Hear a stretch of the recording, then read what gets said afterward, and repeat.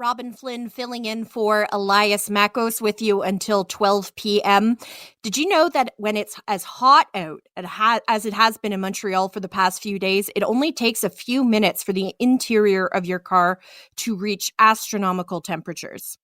Now, yesterday with the Humidex, it was close to 40 degrees, but after just 20 minutes on a 26-degree day, according to the Center for Disease Control in the United States, the inside of your car can get as hot as 42 degrees. After 40 minutes, it'll go up to 47 degrees, and after an hour, it can get as hot as 50 degrees. And I can't believe we are having this conversation again, folks, but do not leave your children or your pets in a car when it is turned off for any amount of time when it is as hot as it is right now. It is just not worth the risk. And unfortunately, this is exactly what happened on the South Shore yesterday. Michael Ghorayeb is the owner of BLVD Bar Grill in Chateauguay, and he was there when this happened. Good morning, Mike. Thanks so much for being here. No problem. So I saw on Facebook yesterday, it was actually Alyssa who owns Force just next door to you guys. Yep. She was talking about there was a car that she saw that had a dog inside the car, and she was kind of panicking because it was so hot yesterday, and you guys couldn't figure out who the car belonged to, right? Right. Actually, the dog had been barking for the last 15 to 20 minutes once we realized that there was a dog inside. Most of the windows of the vehicle were tinted. So I was actually inside the bar during lunch service, and Alyssa came next door to ask us basically if anyone owned the vehicle in the bar. So we kind of went around to all the clients and asked them a few times and described the car, and nobody claimed the vehicle. And then we went to all of the surrounding businesses around in our little strip mall, and nobody else had claimed the vehicle. So that's when I decided to call the police. Now, the police came pretty quickly, if I understand correctly, but this is the part of the story that kind of blows my mind. They weren't really willing to intervene, which is kind of crazy. What did the police say when they got there? Well, first of all, it took the police about 20 to 25 minutes to arrive. Oh my God. And obviously at that point, we were considering breaking the window ourselves, because at that point the dog had stopped barking and had basically hidden under the dashboard of the passenger side of the vehicle and was panting pretty heavily. We took a blanket from somebody's car to cover the windshield to try and give the car some shade because it was in the sun.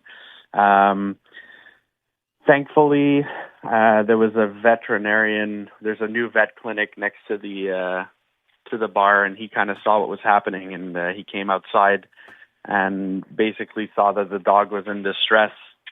And so finally, when the cops showed up,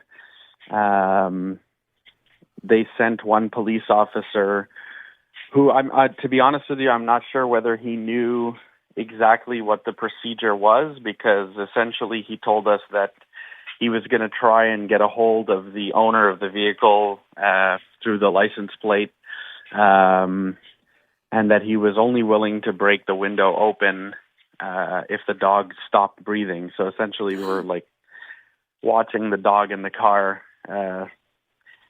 in distress, and then he basically said he wasn't willing to break the window unless the dog stopped breathing.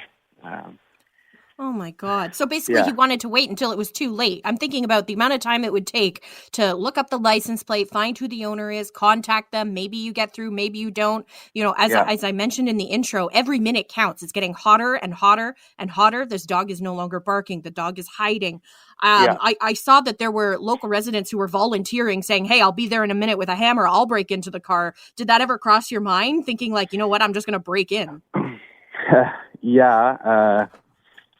Obviously, in retrospect, I probably should have broken the window before calling the police and then dealt with the consequences after. Obviously, once the police show up and tell us that we're not allowed to break the window, I didn't really want to get into a situation where they were going to make an example out of me or anybody else. But essentially what happened was we called back the police station and demanded to talk to someone who could give him better directive.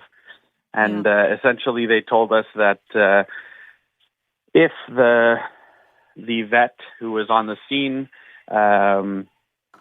could confirm that the dog was in fact in serious danger, then the police officer would take the initiative to break the window. So the vet went to go speak to the police officer, convinced him that the pet was not okay, and then the police officer got out of the vehicle, broke the window.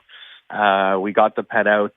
His body temperature, according to the vet, I didn't know that, but his body temperature is supposed to be around 37.5 to 38 degrees.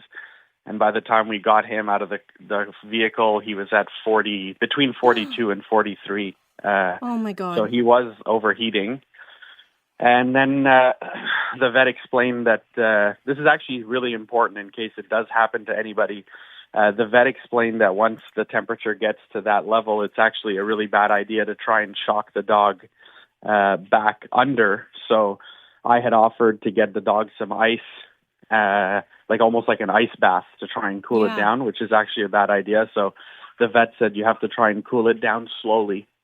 Yeah. So he wrapped him in cold, wet towels, and they were successful in bringing the temperature down. But obviously the dog was in distress. He couldn't really drink anything when he got out of the vehicle. But yeah, the doctor got the dog back under control. And after all of that, the owner ended up walking out of our bar and asking us why his window was broken, because he wasn't paying attention to me when I was explaining the situation and asking whose car it was.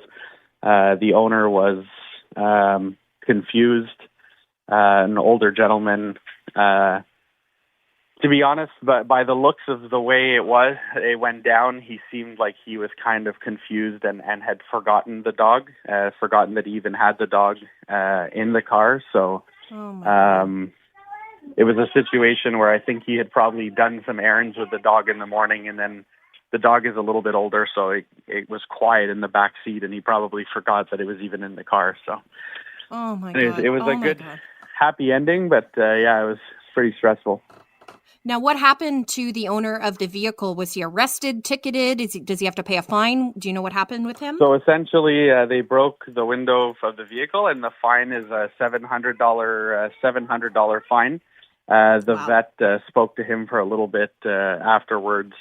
I mean, again, because of the fact that he was obviously confused, and like I said, it was, from what I saw, it just seemed like it was an accident. I hate to say that it was, you want to feel bad for the guy too. I mean, he thanked us a million times for saving the dog, and he felt really bad, and he was, really out of sorts when he got out. So, not to take any blame off of him, but it's one of those things where, I mean, you hear stories where people forget their animal, or even a child, which is even worse in the car. So, I mean, thankfully it ended well. Oh my God, absolutely terrifying. So he's got a $700 ticket. He's got to pay to fix his window that was broken as well. So hopefully that's something he'll never do again. Hopefully he learned a lesson, and hopefully people listening also learn a lesson today. Michael Ghorayeb, owner of BLVD Bar and Grill in Chateauguay. Check them out. They have some of the best food in the city. I don't even want to admit how often I order from there. Thank you so much for your time, Mike. Really appreciate it. Thank you. Have a good day.